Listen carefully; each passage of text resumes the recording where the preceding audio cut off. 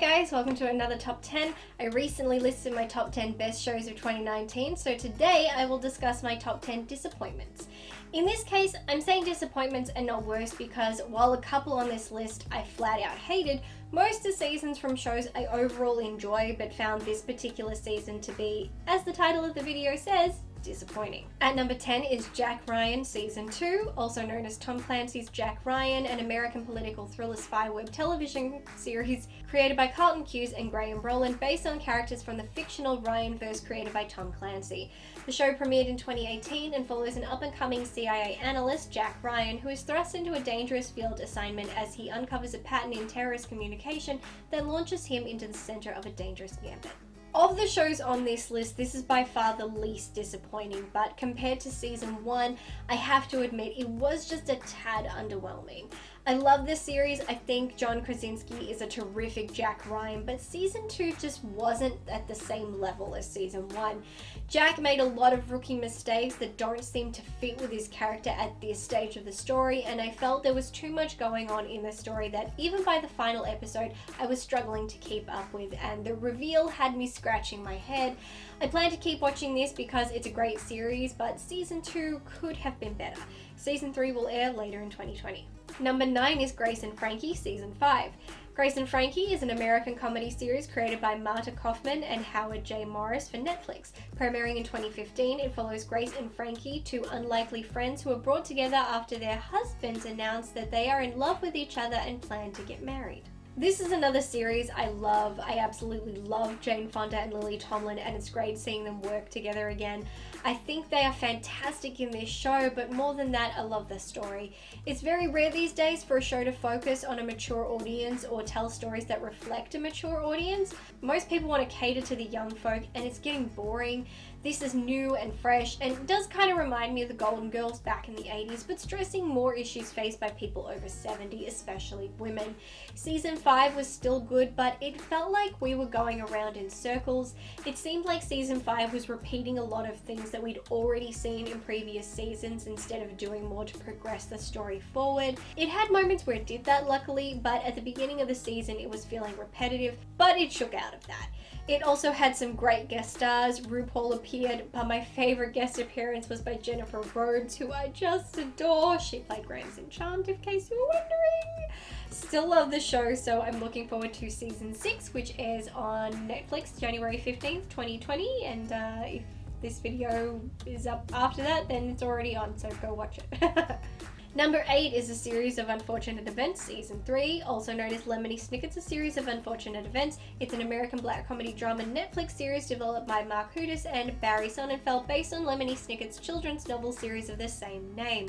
It follows the misadventures of the 3 Baudelaire children, Violet, Klaus, and Sunny, following the deaths of their parents in the destruction of their home. While the children are shuffled between various foster homes, they are pursued by Count Olaf, who desires to gain control of the vast Baudelaire inheritance before the children come of age. Along the way, the Baudelaires discover their parents' connections to an elusive secret society. A Series of Unfortunate Events was a terrific series, and considering I hated the first episode, I ended up loving it soon after and was always eager for each new season.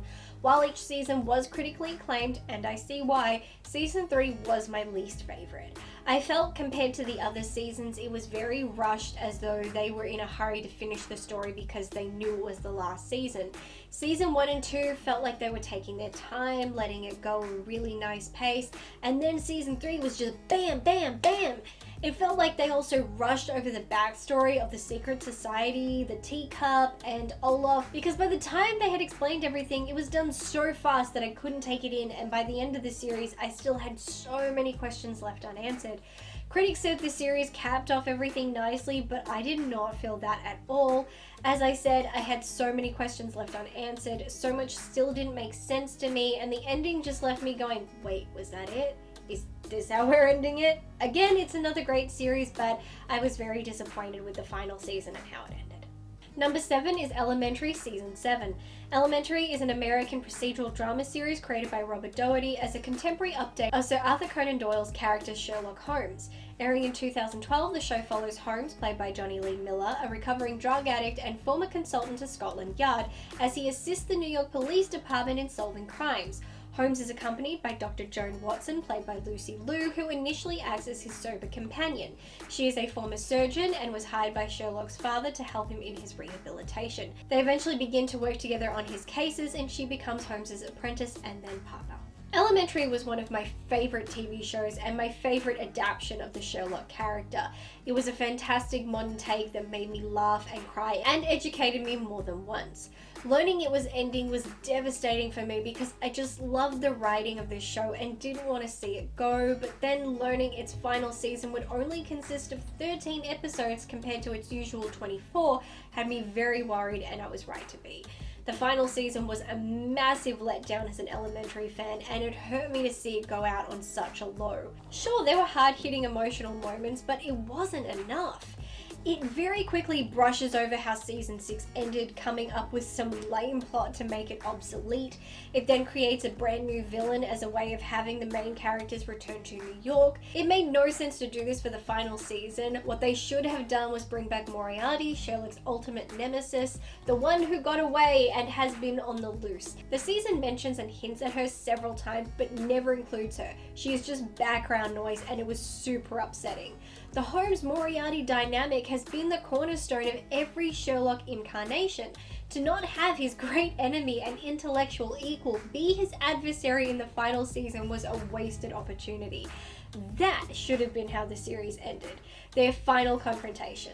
Instead, we got some billionaire playing God, which was boring. Then to make matters worse, the final episode had multiple time jumps, so not only was the final season rushed, but the final episode was literally on fast forward the entire time.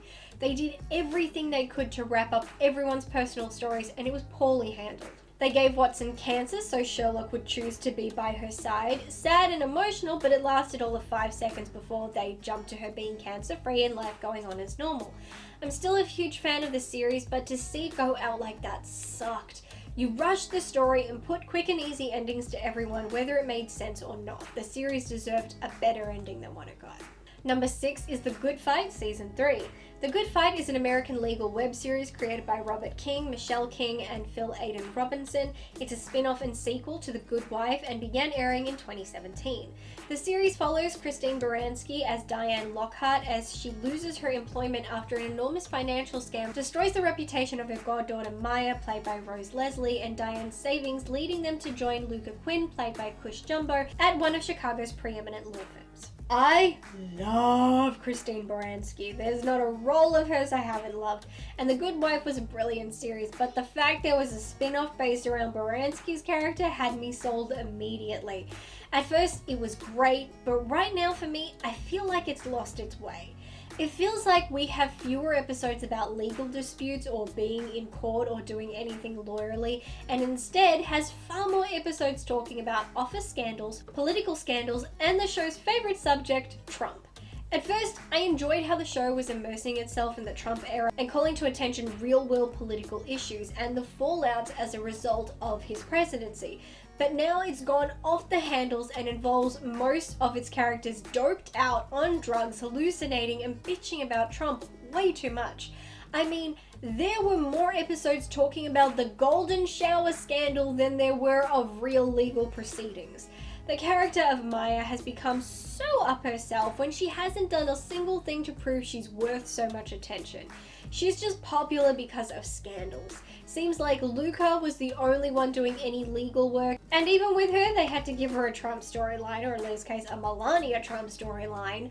I feel like the show has started to derail, and if it could get its characters off hallucinogenic drugs and back in the courtroom, it would be a much better series. Season 4 is set to air later this year. Number 5 is The Masked Singer Australia Season 1. The Masked Singer Australia is a reality singing competition based on the international music game show franchise Masked Singer, which originated in South Korea, where it is called King of Masked Singer. The series began airing in 2019.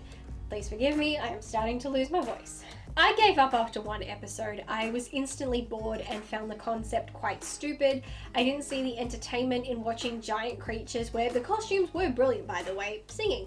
I don't want to guess the singer, I'd rather just know and watch them perform. If you like this show, that's great, but I find it quite ridiculous, and the first Australian season was not without its controversies. American band Halocene claimed that the program had stolen note for note, beat for beat, their arrangement of Bad Guy, which the Lion, Kate Ceberano, sang in the third episode. The rock duo had released the cover on their YouTube channel, which also included original melodies from an unreleased original song. The band threatened legal action and set up a GoFundMe page receiving support from their fans. I watched the YouTube video where they talked about what had happened, and they played clips from the episode next to clips of their song, and they were indeed identical. You can't mistake it. I am unsure what has happened with the legal matter, but the band has a solid claim, and it's very upsetting to think this show is happily taking music from anywhere and not getting the legal rights to do so. Ceberano responded to the matter stating that she only picked the song, not the arrangement. Either way, that's some very shady goings on and just another reason why I won't support this show. This wasn't disappointing, I just flat out didn't like it. However, season 2 will air later in 2020. Number 4 is Game of Thrones Season 8. Game of Thrones is an American fantasy drama series created by David Benioff and D.B. Weiss, adapted from A Song of Ice and Fire by George R.R. Martin's series of fantasy novels, the first of which is A Game of Thrones. Originally airing in 2011 and set in the fictional continents of Westeros and Essos, Game of Thrones follows 9 noble families as they fight for control over the lands of Westeros, while an ancient enemy returns after being dormant for thousands of years.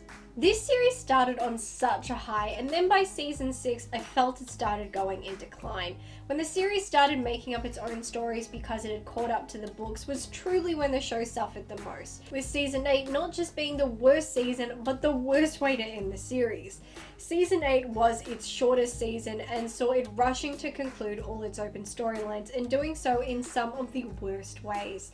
For years the show was leading up to this impending threat of the White Walkers from beyond the wall, led by the Night King, and the only threat they posed to anyone was to the people of Winterfell, so there was no point warning anyone else because they ended up being a threat to no one else.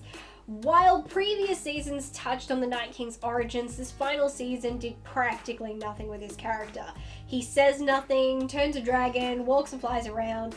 He was a wasted character, talked up for 7 seasons for nothing.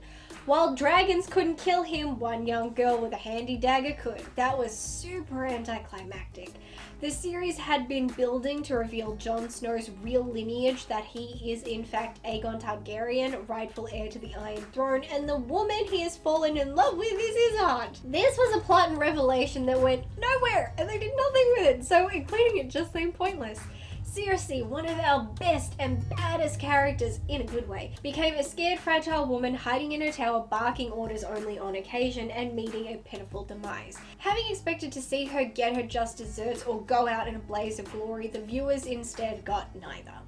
Bran Stark, who spent the last few seasons saying very little and doing very little, mostly only speaking to tell people just to tell them that he couldn't tell them anything, is declared king, and implies he knew it would go that way all along, making for a super lame ending that makes you go, what the fuck? But the person who got it the worst was the beloved Daenerys, the queen everyone was rooting for. The woman who was sold into marriage, raped, fell in love only to lose her love and her first child. We watched her grow in power and strength, free slaves and conquer lands and build armies. We saw her overcome many things and only become stronger for it. But in the final season, Dany becomes an utter bitch and becomes what everyone feared, taking after her father, the Mad King, and becoming the Mad Queen, and burning her future kingdom to the ground and most of the innocent people who resided inside. This leads to her lover and nephew killing her to spare people the reign of another tyrant. 8 seasons of character building, watching her get stronger and more resilient, getting ready to take on Cersei and claim the Iron Throne, and all we really got to see was a woman go batshit crazy, get on a dragon and burn everyone to a cinder and then die. This season was just a sucky conclusion, not only to the series but almost every character in the series. I feel like the only person who had a good end to the story was Sansa, and hers at least made sense. Number 3 is My Kitchen Rules Season 10. My Kitchen Rules, also known as MKR, is an Australian competitive cooking game show. Airing began in 2010 and would see teams of 2 contestants with pre-existing relationships competing against each other to transform an ordinary home into an instant restaurant complete with theme and table decorations for one pressure cooker night. Every season, more and more of this reality show has done what so many others have done, focused more on promoting drama than promoting cooking to boost its ratings. Season 9 saw 2 contestants getting drunk, swearing and calling everyone filthy names to the point they were kicked off the show.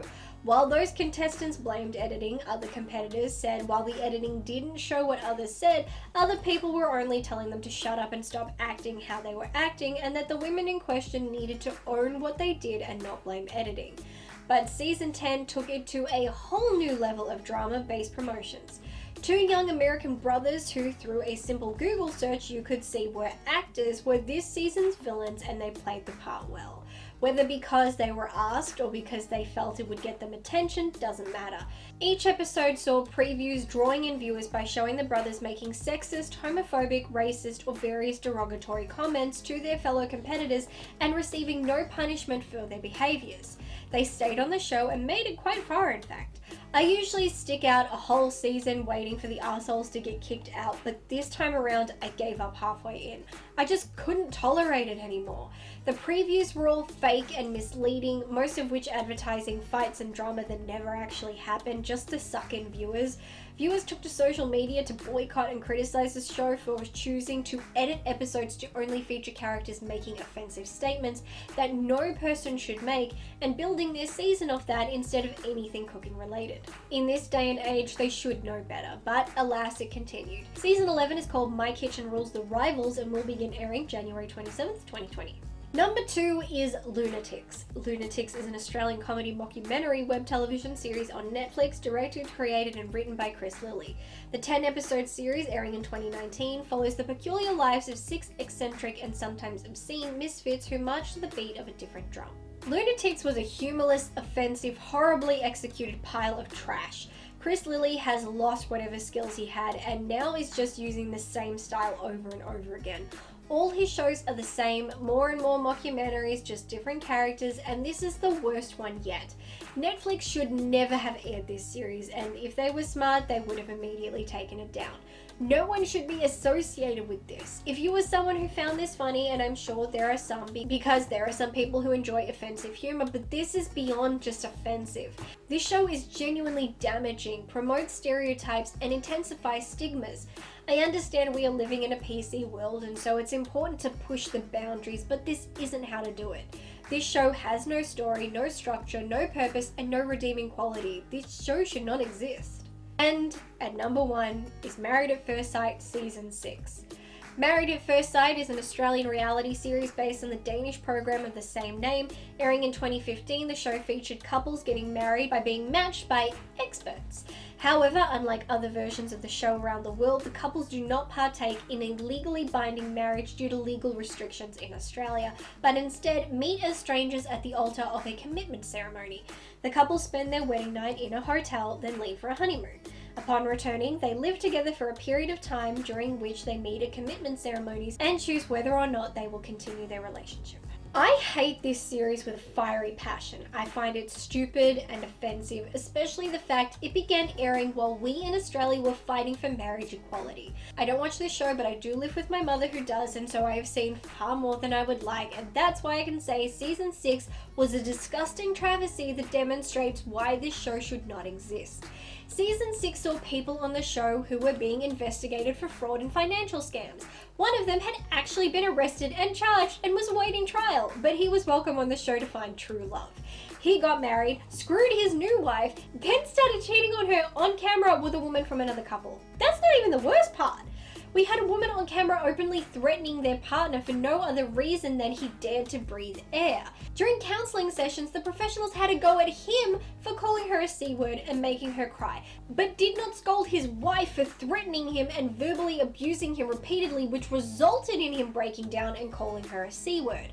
We're in the process in this country of fighting back against domestic violence, but we only paint women as the victims. This show further showed that male victims mean jack shit, and this makes for great entertainment. Another woman physically attacked another woman on camera, so again promoting violence, but saying it's okay if women do it. In another couple, a man claimed to have been a wonderful gentleman, but aside from cheating on his wife, was revealed to be on camera constantly telling the cameras that she was fat and ugly, of which she was neither. He denied it even when the footage was shown to everyone. Cat fights ensued, drinks were thrown, and in more than one occasion a couple would call it quits and then end up dating other people from another couple in the experiment. One couple was a success and actually got married for real last year. But this brings me back to the first gentleman I mentioned. While he was the scum of the earth, that does not compare to the woman he ended up with. A fake, insincere woman who manipulated the process.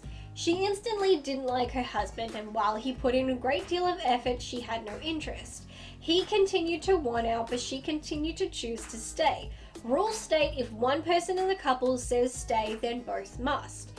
The husband couldn't understand why until all was revealed. The wife was using the show to score dates with the other husbands. She went from the guy she was committed to, jumped to another husband who instantly rejected her, thank you for being a decent person. She then jumped to husband number 3 and ding ding ding, she had a winner. They continued to stay in their experiment, forcing their spouses to stay while they were miserable just so they could cheat with each other.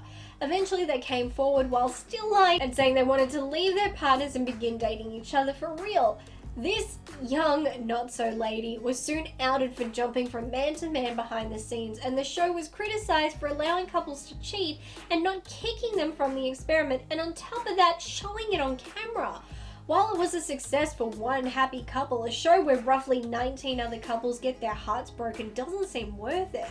But this season was indeed a disgusting example of reality television, a show that boosted ratings by depicting domestic abuse, body shaming, catfights, and adultery, and claimed to be a show about finding love. It turns my stomach. Virtually every person on that show is the scum of the earth, including at least one of the therapists who was involved in a couples counseling scam.